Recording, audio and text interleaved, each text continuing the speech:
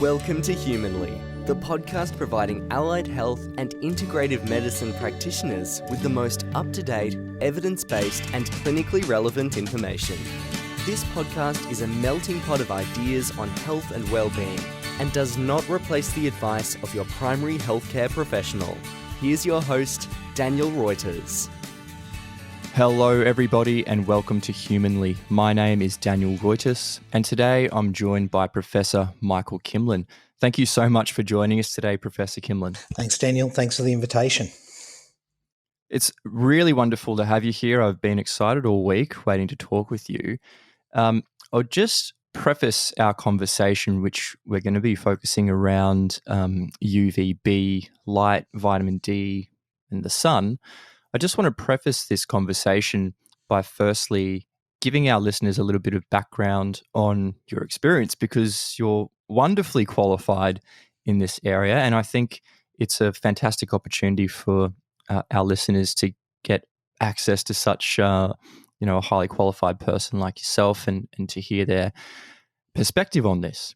So you're a cancer epidemiologist. You've got over 206 peer-reviewed scientific publications.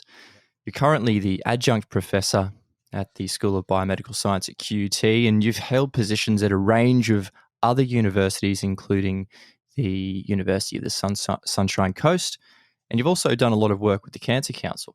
Yep. So does that sound about right? Have I missed anything important off there? Oh, look, I think I've been blessed with a wonderfully varied career in many fine institutions around Australia, both in the non-for-profit sector and the university sector. And I've also worked overseas in the US for a number of years, which was a story that I guess we might even cover today at some stage. Hopefully we can get around to that. But there are so many topics that I actually want to talk to you about. I guess the first one that really comes to my mind is the work that you've done around sun exposure and obviously cancer. Mm-hmm. We hear a lot of people talking about the fact that the sun is really dangerous. We should be scared of the sun, stay out of the sun because it's going to increase your risk of skin damage and sun cancer. Now, how true are those statements? Is it blown out of proportion, or do we really need to be cautious?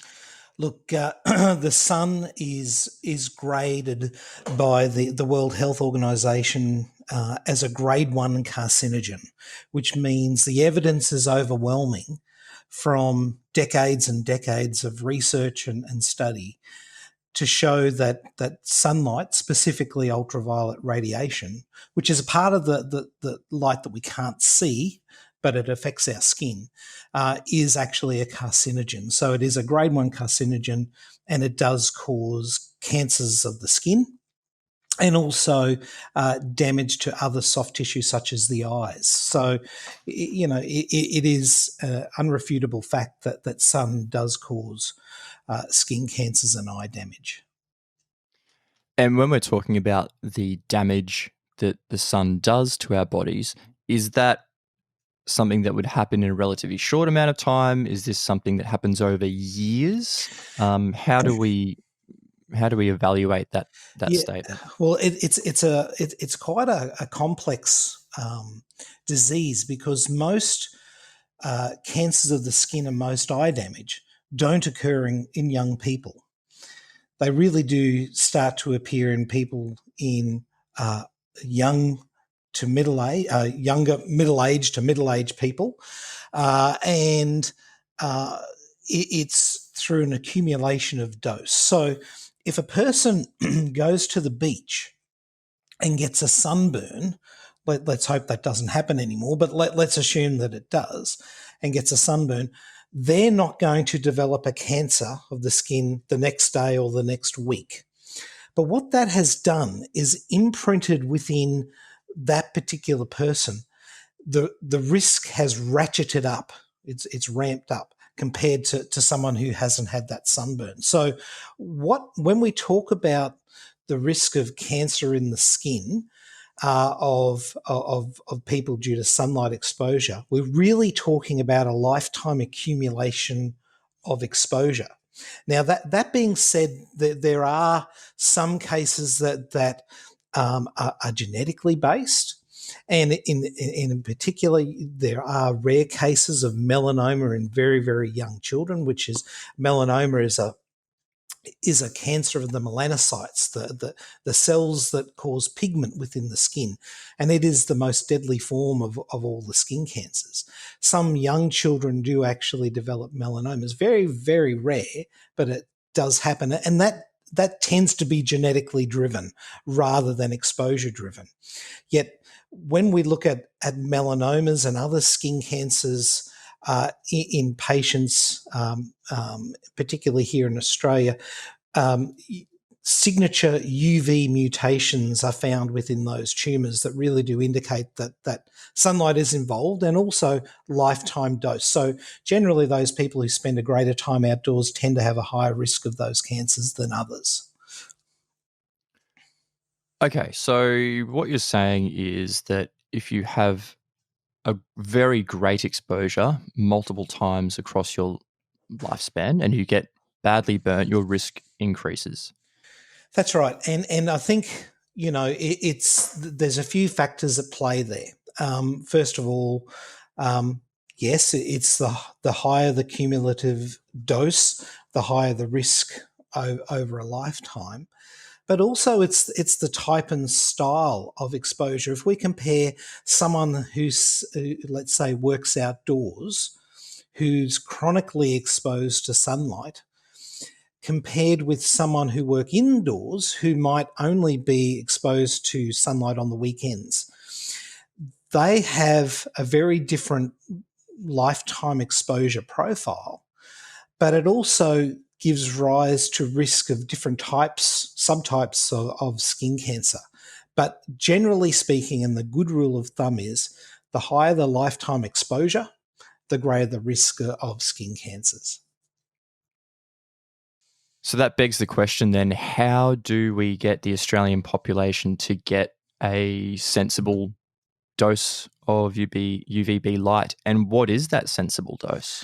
So I guess your question is kind of bringing in the topic of vitamin D. If we're starting to talk about sensible sun exposure, if we're talking about from a skin cancer prevention perspective, yes, the Cancer Council has got very, very clear messages that we've given to the Australian population since the early 1980s.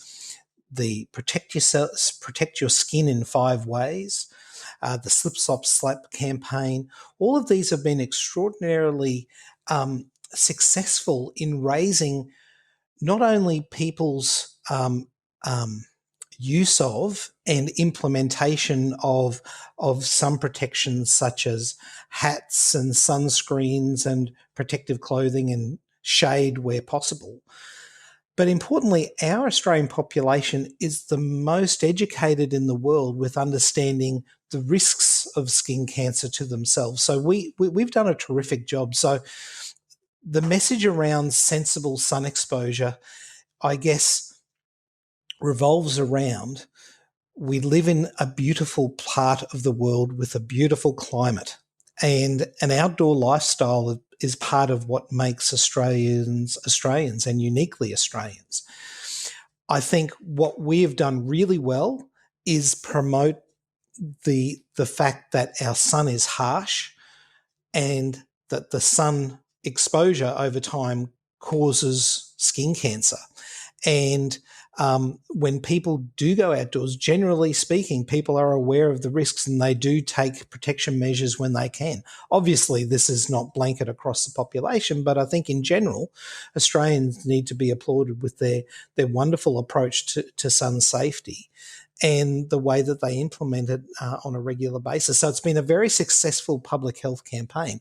I think the challenges arise now with how do we maintain this after almost 30, 40 years of this health promotion message? How do we keep it fresh and current with all of this information that's being spread around so quickly regarding everything from the weather to news to everything? How do we keep the messages current that people can keep safe and enjoy the sun? That's, I think, the challenge moving forward. Yeah, it's not an easy task, that's for sure. In regards to the sun exposure that we get, is limiting that in line with the public health guidelines associated with varying degrees of vitamin D levels? So if we spend too little time in the sun, is it going to negatively impact our vitamin D levels significantly? And if we spend sufficient amount of time, is that actually going to maintain our vitamin D levels in a optimal level? And I think, this whole vitamin D skin cancer conundrum, this competing messaging, is something that has really driven a large part of my career, and understanding how and whether there is a balance between the two has been a fundamental telnet of what I've been interested in my work.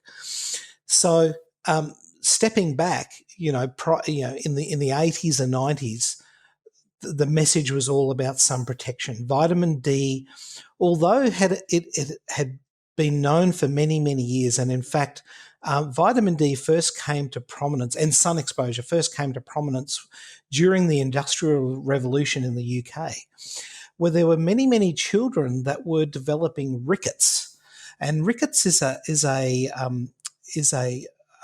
disease where the bones, in particular the femur, and bones of the feet and lower limbs as well, actually become soft because calcium is not absorbed into the bone because of lack of vitamin D. Now, these children that lived in the UK during the Industrial Revolution were living in heavily polluted cities where the sun was obscured from the sky. They were living in a northern location in England. And so they moved from countryside locations into these heavily polluted cities with low sun exposure because they were living in crowded conditions in shady streets. And these children were getting vitamin D deficiency. And what was found by the physicians at the time, if they could actually expose these children to mercury lamps. Now, these are special lights that produce UV, and they're extraordinarily dangerous, but they produce UV. And if they expose these children to this UV light, the rickets was cured, was the term that was used. So we've known about the relationship between UV and vitamin D for a number of years. We've known about the relationship between UV and skin cancer for a number of years as well. We knew that it was a function of where you lived and what sort of occupation that you've had. There was a relationship between the two. I guess where the vitamin D world and the skin cancer world started to meld together was perhaps in the mid to late 90s and the early 2000s, where questions were being asked about why are we finding people within the community with vitamin D deficiency? And there was some really great work done around that time where people within sunny Australia, with our high melanoma and other skin cancer rates, were finding vitamin D deficiency. Now, there's some questions around why it happened then. Well, essentially it was because there was a to-market pathology test that was available and that was relatively inexpensive. So that prior to that, it was very difficult to take the measurements. Now we had a reliable measure that could be done. And this conundrum was found where people were vitamin D deficient in this sun-drenched country of Australia with this high skin cancer density in the population. So the field has really evolved since then to try to figure out what is the relationship between sun exposure and skin cancer risk, and sun exposure and vitamin D for primarily bone health. But, we can talk a little bit later. There's some other diseases that could be associated with vitamin D as well, and they're cause for much research that's going on at the moment. However, this whole relationship is quite complex, and I'm not sure whether we've quite got the answer yet. We do know that when our skin is exposed to UV, to sunlight, the skin is extraordinarily efficient at making vitamin D. So those people living in Australia who have sun exposure, even just walking to the bus or going to the shops or checking the mail or hanging out the washing, those sorts of activities tend to give enough exposure to actually produce ample vitamin D. The body is fantastic because it's got a self-regulatory measure within the skin and also within the liver to actually keep the optimum levels of vitamin D going. You can't actually overexpose to sunlight to make too much vitamin D. At the same point, it's really important for your listeners to understand that we're not talking hours in the sun that you need to spend each day or even on the weekend to make vitamin D. This is seconds and minutes of exposure. And a really interesting finding that we found from our work is that people who actually wore sunscreen, where sunscreen has previously been thought to be quite negative with the production of vitamin D because it protects your skin from ultraviolet light, we found that those people who wore sunscreen regularly consistently had the highest levels of vitamin D in our studies. And that's probably because they're spending time outdoors. So there's a whole lot of things to unpack in what I've said there, but there seems to be this conundrum with sun exposure and vitamin D. We're not quite on top of it yet. However, I can really say quite certainly that we're not talking of hours of exposure. We're talking about seconds and minutes. So, I actually shudder when I hear people saying that they're sunbaking to get their vitamin D. Well, yes, that's a personal choice, but after the skin has produced the pre-hormone vitamin D from 70-hydrocholesterol called calcitriol, when it makes it in the skin, if there's actually enough there, it won't produce any more. So you're actually just increasing your risk of melanoma if you continue to sunbake for vitamin D. So there's a lot of issues that I think we need to address, and unfortunately, the science, we're still catching up with the public health messaging. But I think at the moment, most people can safely say that a few minutes in the sun is all you need. You were mentioning before about the testing and that there was this large group of Australian people who had vitamin D deficiency despite us living in the sunniest country in the world. So is that a fault of the test, or do we not really know what an optimal vitamin D level is? Do you know what the story is behind that? Yeah, look, the low levels of vitamin D. Now, when I'm talking low levels of vitamin D, I'm talking below 25 nanomoles per liter, which is a very conservative in some people's opinion, but it's based on years of work around bone health. We know that people who have less than 25 nanomoles per liter of vitamin D or 25 hydroxy vitamin D tend to have their parathyroid hormone, PTH, increased, and it means that they're struggling to get calcium into their bones. So I'm looking at it purely from a calcemic point of view. The test, certainly prior to that, it was just unavailable. Vitamin D testing was a very specialized field that required very fancy equipment and took a lot of time and effort to do. So it wasn't routine pathology that was occurring at that stage. So I don't think it's got anything to do with the test. What I do seem to believe what is going on is that we have a large proportion of our population who don't go outside a great deal, either due to their age, they're frail, they're elderly, they're living in nursing homes, or they're hospitalised, or people who are incarcerated, or in other areas where they just don't have sun exposure. But also people are heeding those warnings, with some protection.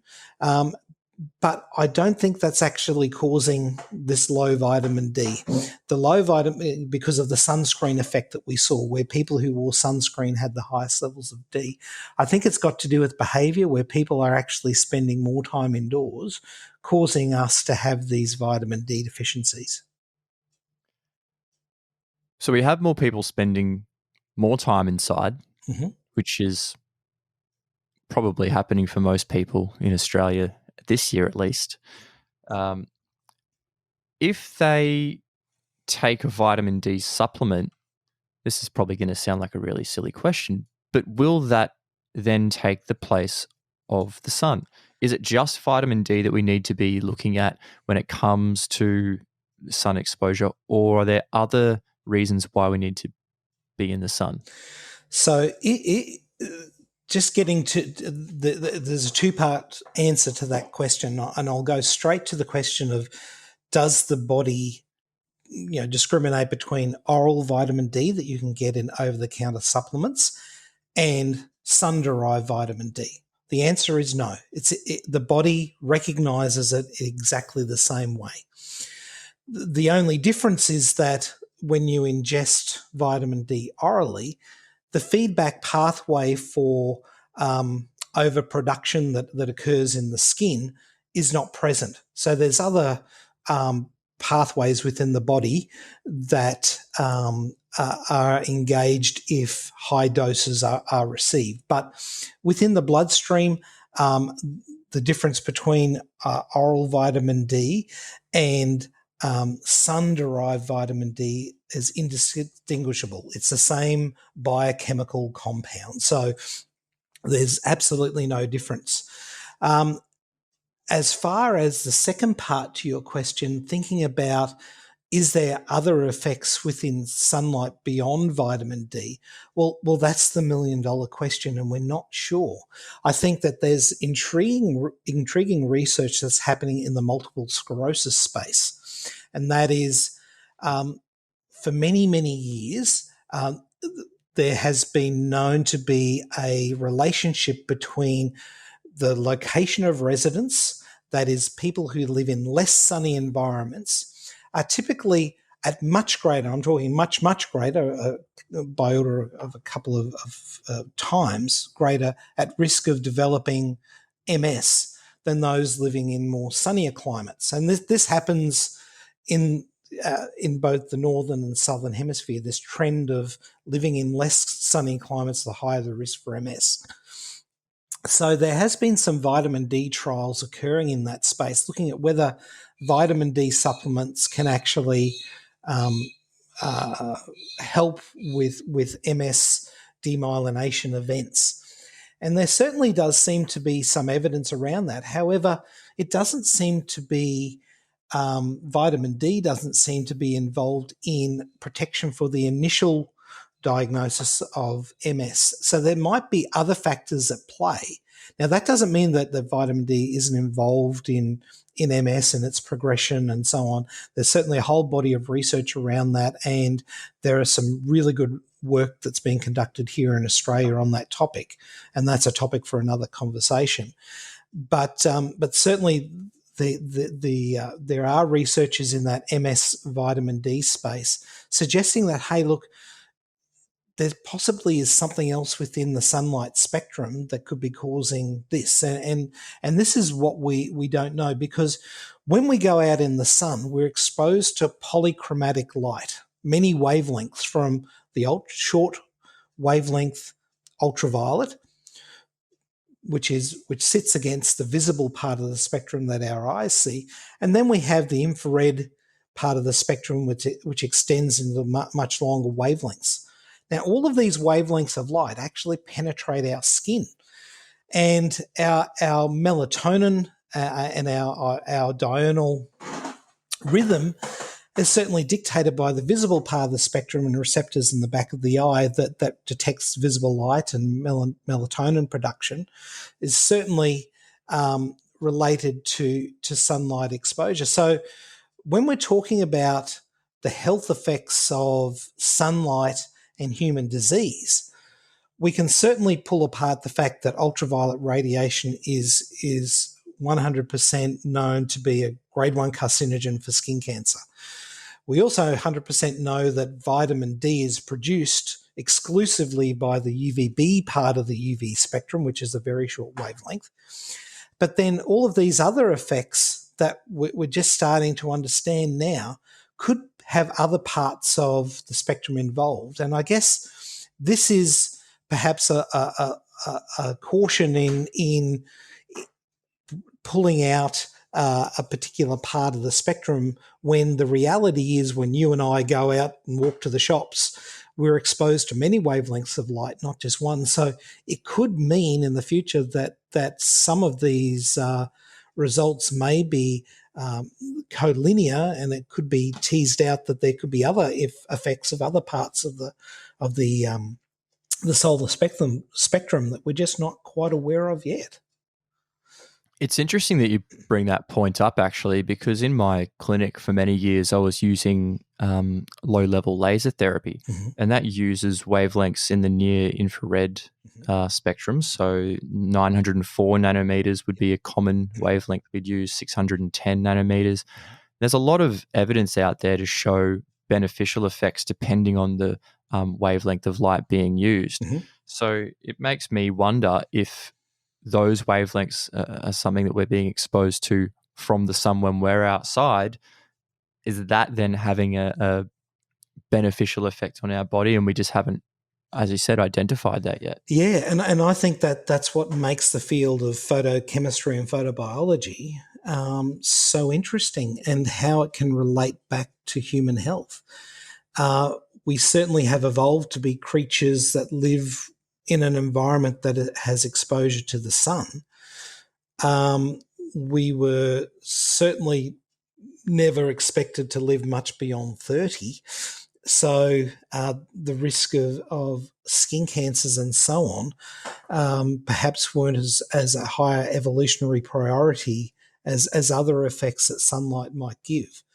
So this whole balancing situation, I think, is an extraordinarily interesting piece of work that is going to take many shoulders to the wheel to figure out. And at the same time, I think that there's a responsibility that we really need to keep the public informed of how the science is evolving, and how we need to rely on what the science is telling us now. And that is, we know that in general, the sun has more harm than good. However, we can enjoy the sun safely if we use our sun protection as recommended by the Cancer Council, because I think that a worst case scenario is people could self-medicate with the sun in order to gain health benefits, but actually trade one of those benefits off with harms. And I think at the moment, the jury is definitely in the more harm than beneficial corner. So we need to be quite prudent with the way that we proceed forward. But at the same time, we need to be observant and willing to accept that there are probably other parts of the spectrum, as you say, this 900 odd nanometer, and I'm sure there's others that do impact other parts of potentially our health as humans, because, the longer the wavelength of light, the deeper that it actually penetrates within human skin. So UV only penetrates at the very deepest down to the dermal capillary layer. UVB only goes to the top keratinocyte layer, whereas visible and infrared can penetrate right down into muscle tissue. So, there's a whole lot of work needs to be done. There are people starting to look at this, and I think that it's going to be a very exciting ride over the next 20 or so years once we start teasing out all of these effects, because, as I said before, we are a creature of one with our environment. And what are we missing out by potentially changing our behavior exposure patterns to time in the sun? So this is something that certainly I think is going to drive our research forward. Sounds like a really complicated field, and here I was just expecting to for you to give me the answer straight away. So Well, I don't think we have. I think the answer is clear around our understanding on UVB. We know, UV and skin cancer and vitamin D. I think the evidence is really clear there. What's up for grabs is we don't know about the other health effects of light and what sort of role they play in disease, and not only what role, but what size of the role. Do they work in combination with UV? Is there a good versus bad balance that's happening? How does it all pan out? So it's a very complex question, but I think at the same time we can rest assured that the science is clear around skin cancer risk and eye disease risk, and also the vitamin D UV exposure relationship. The rest, I think, is certainly questions that we need to answer. So yeah, it sounds like a much more complicated area than I had actually ever thought of. So I really appreciate you bringing that up. One thing I was going to ask you as well was in regards to this vitamin D deficiency that we are observing. Mm-hmm. Are there other factors that could be affecting vitamin D levels in people? So I have read some papers where there are people who have inflammation in their body systemically, and even people who are obese, for example, they've been shown to have lower levels of serum vitamin D. Yep. So could it be that the high levels of overweight and obesity that we're seeing in Australia, could that somehow be correlated to the vitamin D deficiency that we're observing? Oh, absolutely. Because vitamin D is, well, first of all, biochemically, it's actually a corticosteroid. So there's a very interesting story about how it was called a vitamin. But essentially, it was just called a vitamin because the fellow who discovered it was discovering other vitamins at the time. But we now know that structurally and functionally, it's actually a corticosteroid. It's a steroid. So it's produced in a remote location and works on tissues at a different location, a hormone. So, but vitamin D, or the corticosteroid 25-hydroxy D, if we want to be technical, is fat soluble. So adipose tissue tends to squander any excess vitamin D. So that could pose a bit of a problem because within our bloodstream, we have 3 different forms of vitamin D circulating. We've got cholecalciferol, which is the vitamin D downstream product of what's produced in the skin or what you take orally in an over-the-counter supplement. So cholecalciferol. Secondly, once cholecalciferol enters the bloodstream after being produced in the skin or ingested, it goes to the liver where it's hydroxylated by 1-alpha-hydroxylase enzyme into 25-hydroxy vitamin D, which is when you ask for a blood test for vitamin D, that is the actual measure that you're measuring.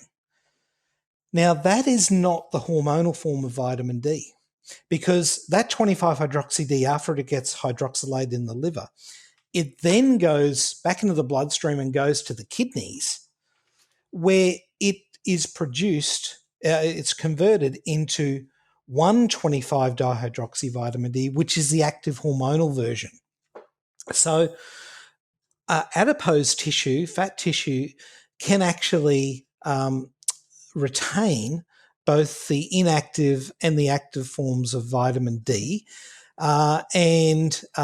So people who are overweight and obese tend to have lower vitamin D levels, with supplementation, they can raise their levels, but it tends to plateau at a certain point.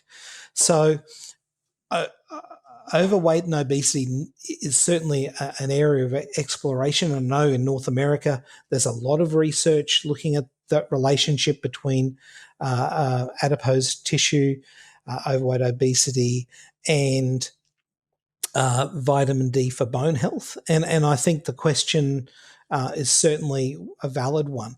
As far as chronic inflammation, yes, there's certainly a relationship between people who have chronic inflammation and lower 25-hydroxy-D. Again, it could be due to liver function, as far as the enzyme that produces the 25-hydroxy-D could be not as effective because of the inflammation. Again, it would be a case-by-case basis. But all of these factors certainly do when we look at the statistical models that we produce to look at predictors for vitamin D status, we do have to include these factors certainly in our models, and they are big drivers of vitamin D status.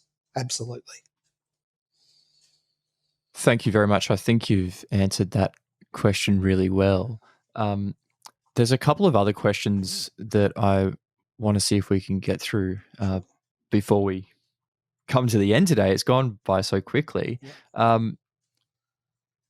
In regards to things like osteoporosis and vitamin D, do people need to supplement with vitamin D to get the beneficial effect, or can they get that effect through sensible sun exposure? Is it necessary for the older population in Australia to be taking a vitamin D supplement every day? Well, I guess, I guess the best advice for this should come from the individual's medical care team. However, if we were to generalise and put people into categories, we know that older people tend to spend less time outdoors exercising, just because of the frailty and other comorbidities that they might be suffering. So they tend to spend more time outdoors. Some even tend to be more bedridden than others. So in general, the elderly population, I'm talking quite elderly here, the quite elderly population tend to be more indoor bound.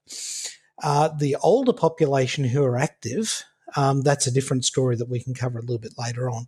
But those who are certainly indoors and bedbound, certainly, vitamin D supplementation, if deemed appropriate by the treating medical team, would be appropriate because they're just not getting the sunlight exposure. With those active seniors who are getting sun exposure, the vitamin D demands as you age, certainly for bone health, does increase, and there is a recommendation that supplementation does occur. And I guess that again, that is a question for the medical team to evaluate on an individual basis, because even though some has purported that higher vitamin D levels are important, we do need to be aware that there is vitamin D toxicity. And this is a corticosteroid we're talking about. So care needs to be taken, and other comorbidities need to be taken into consideration as well, such as diabetes and as we mentioned before, about obesity and overweight. But I think that in general, people with a lower sun exposure, those people who have had melanomas and other skin cancers who are, trying to avoid sun exposure, certainly would, if their physicians do recommend the taking of oral vitamin D, it certainly, in my opinion, would be a wise move. You've mentioned a few times that vitamin D is not, in fact, a vitamin, which is really interesting, and it's a corticosteroid. So I guess with any other hormone that we would supplement with or take via prescription, there's safety issues with any of those hormones. So is it the same with vitamin D? Is there something that we need to be cautious about, or is it just the fact that we could get toxicity from taking too much? Well, I think that's a terrific question. And remember, I mentioned before about the pathway of vitamin D.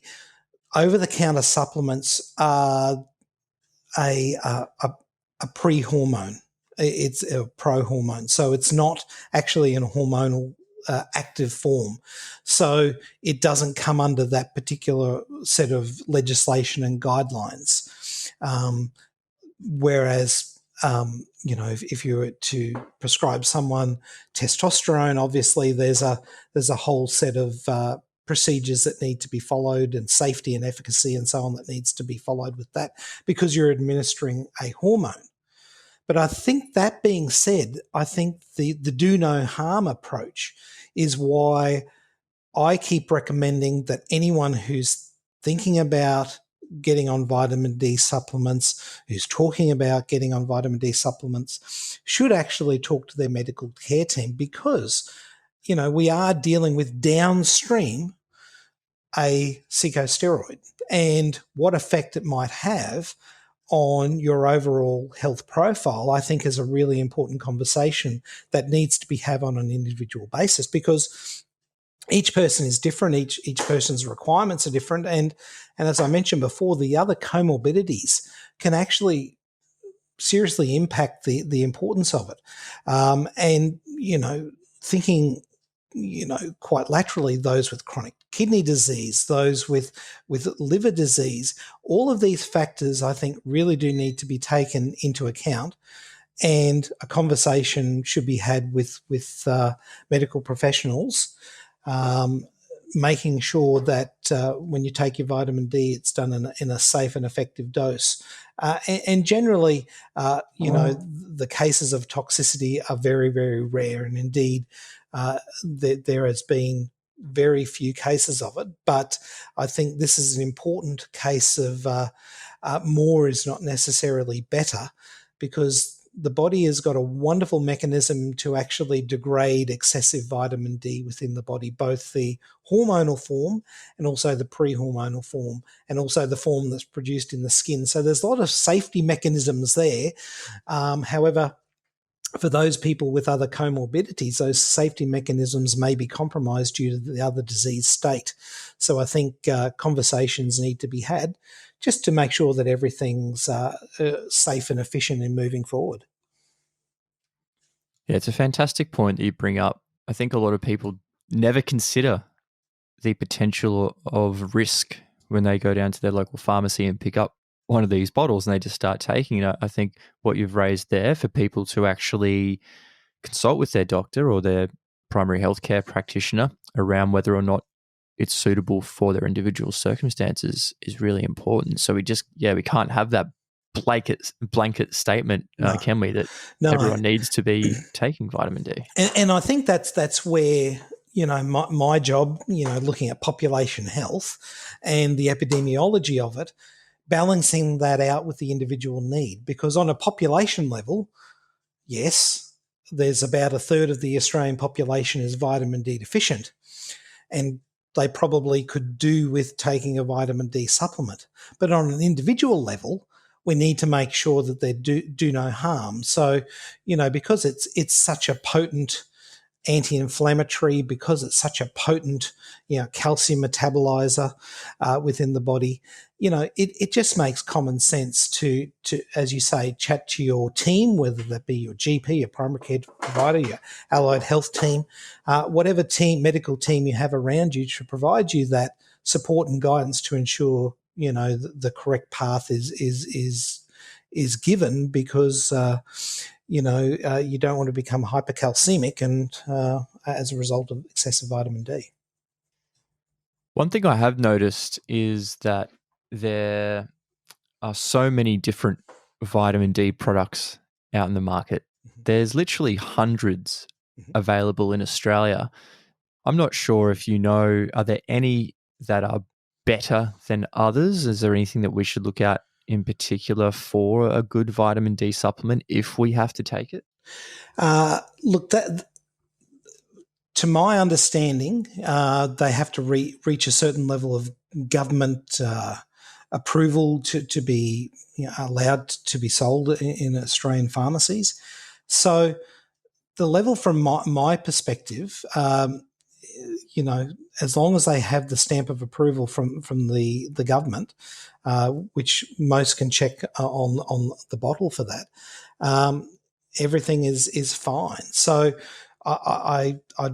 I can't suggest that there is one brand better than the other, because I don't believe there is. I think that this is about what fits the consumer and what the practitioner thinks is best for the patient in this particular case. So I think follow the guidance of your healthcare team and just check that the label has the stamp of approval of a quality organisation behind it. And with sun exposure, you can get up to, I think your body can generate the equivalent to like 25,000 international units per day from a decent dose of sun. Mm. So does that mean we need to be taking, if we're avoiding the sun, the equivalent of 25,000 international units of vitamin D to be getting effects? Or are the general doses where most people would take, say, 1,000 international units be sufficient? Yeah, I think this is a rabbit hole that we might head down. That is a very, very complex question, and there's many components to it. We're not quite the amount of 25,000 international units. It's really hard to quantify. As far as, is that really what we get from a dose of sunlight exposure? If we're talking about a maintenance dose of keeping people above 50 nanomoles per litre of 25-hydroxy-D, which is a very conservative, very internationally respected level of vitamin D status. If we want to keep people above that, certainly just incidental sun exposure, so minutes per day of unintentional sun exposure, walking to the car, catching the bus, those sorts of activities is fine. And we do know that oral supplementation of up to 1,000 international units a day will maintain people's vitamin D above that level as well.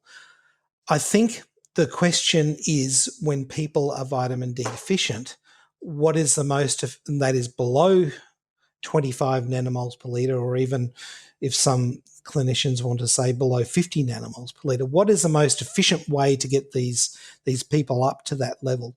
And I guess that's really where the specialists come into play, where the endocrinologists, where the GPs with a good understanding in this area can really help the patients understand that, because what we don't want people to do is take off their shirt, sit in the backyard for 4 hours and end up with a sunburn, which ratchets up their risk of melanoma significantly, yet maybe not provide the benefit that they think they might get. Whereas under supervised medical care and with a regime that's appropriate for the individual and their blood test for vitamin D, where their starting point is at, I think is a far more effective way on an individual level to figure out what dosing and what scheme is best, because it is a slippery slope. Again, I like the fact that it resonated with you that this is a corticosteroid. This is downstream. This is quite a important hormone within the body, and we need to be really conscious of that. So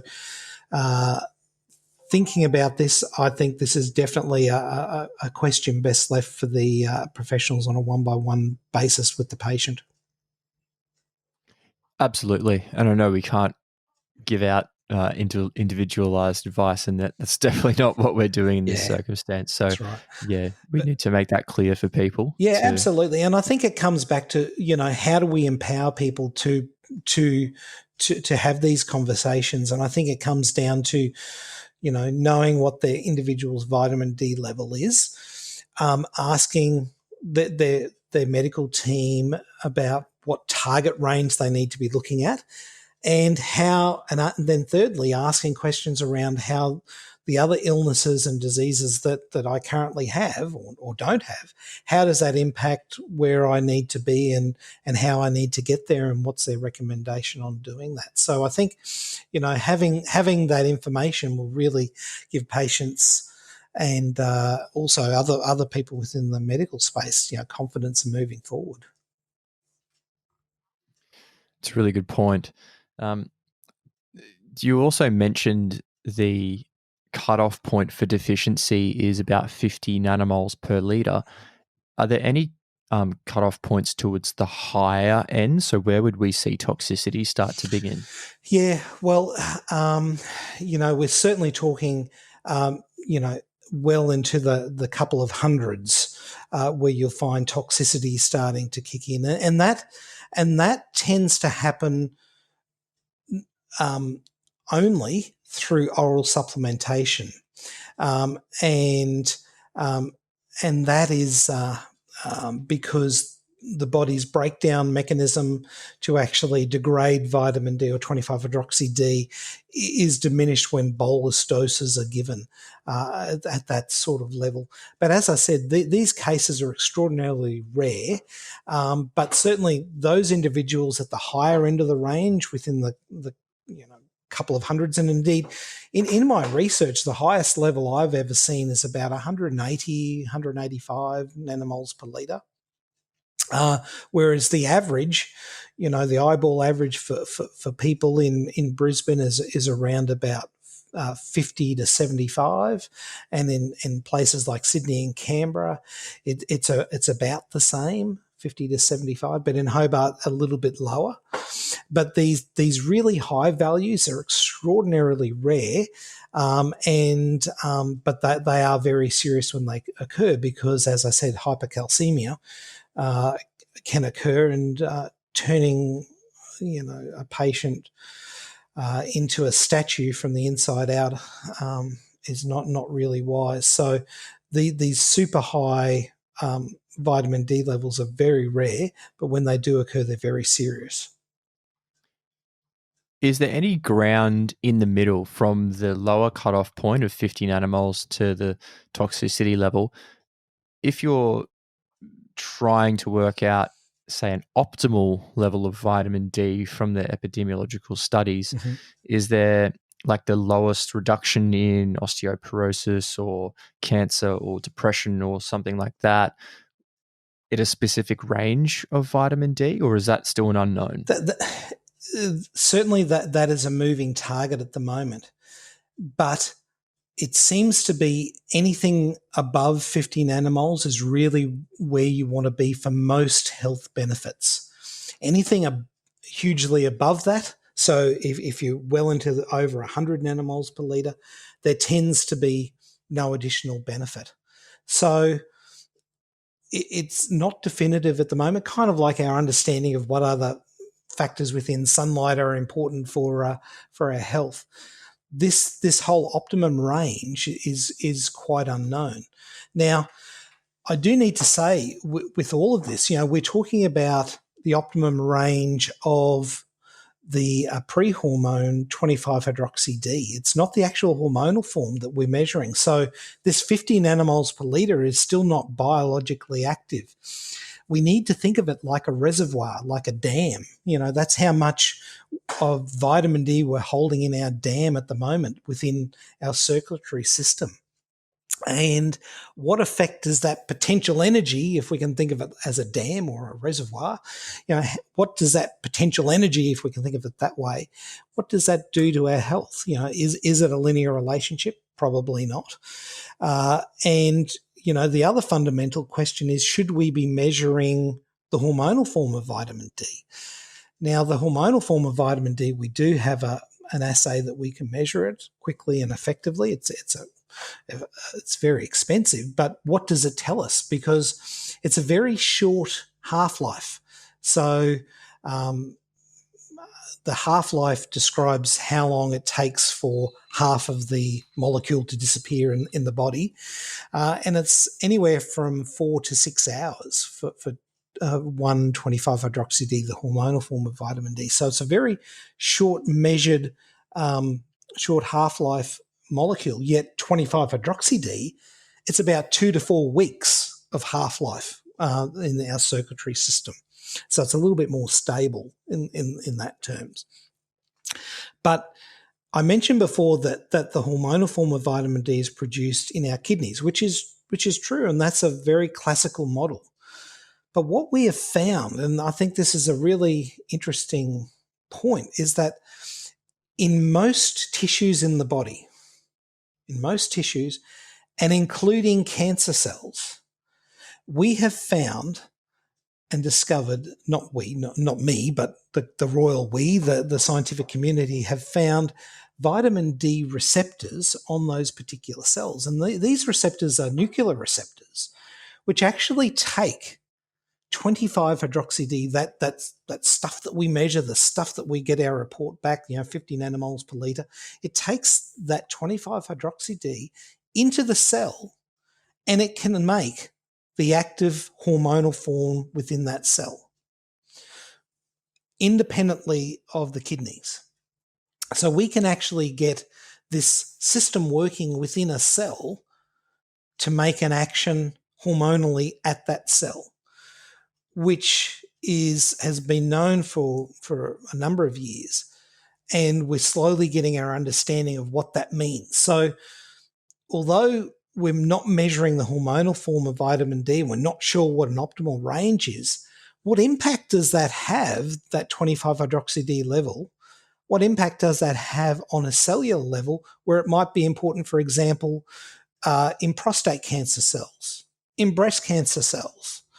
We're not quite sure on how that all translates, and is it important epidemiologically and also biologically in the bigger scheme of things. So there's many questions that we don't know yet. So we tend to fall back when we're talking about vitamin D on our understanding around the calcium bone health relationship, which bangs around that 50 to 75 nanomoles per litre mark for 25-hydroxy-D as an optimum level for most folk. So are you saying that vitamin D can go into a cancer cell and get activated into the active form, and it may have an either beneficial or deleterious effect? We just don't know. It does that to cancer cells, some cancer cells, breast cancer, prostate cancer. It does it with most cells within the body. There's a vitamin D receptor. And in fact, there's even a vitamin D receptor in melanoma cells. Let me repeat that. There's vitamin D receptors in melanoma cells. So we've just finished a large project funded by the US Department of Defense Cancer Research Program, looking at the relationship between vitamin D and melanoma, and whether vitamin D can actually help stop people progress to more advanced forms of cancer. So this is a field of work that there's many components to it. We're talking about exposure to sunlight and how, on a population level, how it's a complex message, but at the same time a simple one. Then we have the biology of around vitamin D and how it's a corticosteroid and it's a hormone, and how does that impact our health? And then we've got the knowledge that on a cellular level, we've got vitamin D, which is produced from the sun, can then actually be regulated within the cell through a nuclear receptor to make the active form of vitamin D. It's an incredibly, I think, wonderful insight into how we're intrinsically connected to our environment and how little we know about the relationship between our environment and the downstream impact on our health. And I think that's what excites me. That's what gets me up every day and working in this area and understanding what's going on. Because we seem to, through our development as an advanced society around the world, perhaps disconnected a bit too much from our environment and understanding the role that the environment plays in our health and how there might be subtle messages missed in this whole scheme of things. What you said there really resonates with me, that we may be missing something in our environment that we just don't know of yet. And obviously the research that you're doing there is going to contribute significantly to better understanding those unknowns. My final question for you today, Professor Kimlin, is if there was one thing in all of your research or in this field that you could have an answer to today, what would that one thing be? We talked about it before. I think most people want to know, tell me, how much time should I be out in the sun for vitamin D? And how do I protect myself from skin cancer? What do I need to do? And that is really the most complex question out there, because we don't understand exactly on an individual level what we need to make vitamin D effectively, but balancing out the risk of skin cancer. What is it? Are we best to supplement people? Are we best, all of these factors are intertwined, and that is the resounding question that I get asked the most. How much time can we spend in the sun for vitamin D to improve my health, but also not get skin cancer? Is there such a thing? And that is, I think, the $1 million question, because, we're all different colors and tones of skin color. We all live in different environments. We all have different genetic backgrounds. So all of these factors make to a very complex story that I think once we unlock that particular understanding, we can then start to think about the role of personalized medicine in these downstream effects that we know that the vitamin D is involved with, potentially regulating some cancer cells. We know it's involved in regulating calcium homeostasis within the bloodstream. We know that sunlight might have some other beneficial effects beyond vitamin D for multiple sclerosis. What is that? Well, if we don't understand this fundamental question, we're never going to understand these more complex questions down the line. So that to me would be my wish.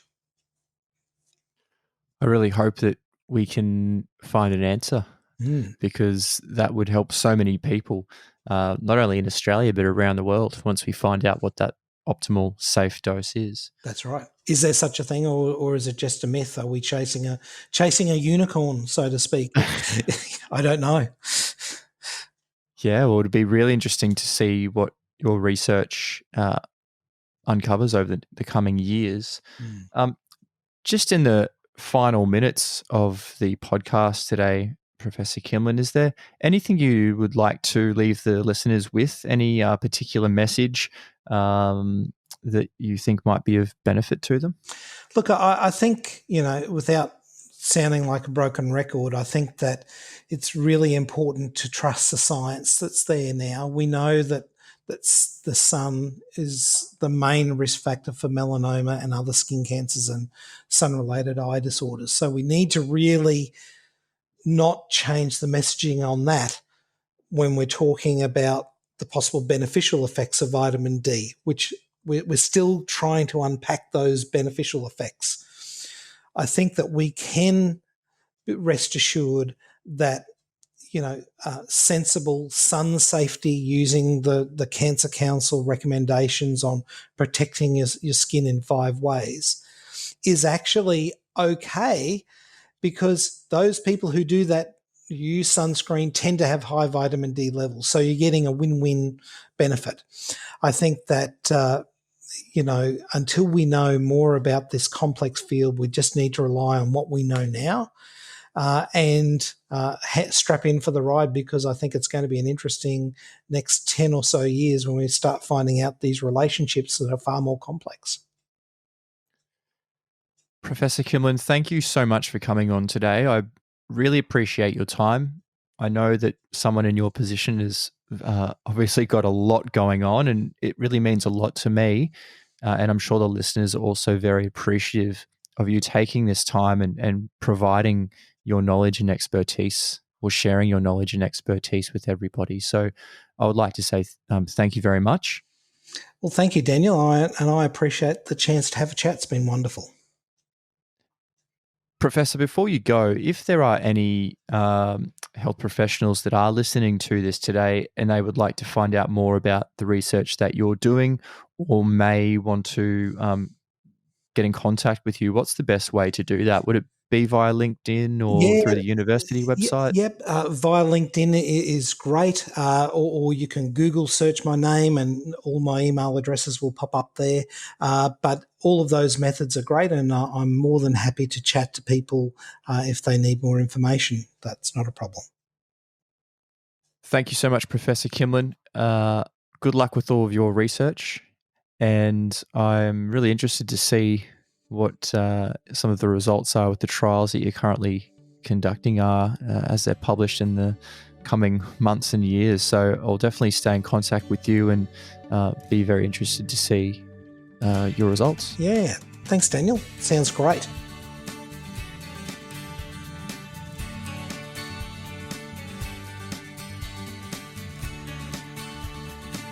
Thanks for tuning in. We hope you enjoyed the show. If you have any questions or comments, head on over to humanley.com/podcast and join the discussion. Make sure to follow us on Facebook and become part of our growing community of like-minded health professionals. Until next time.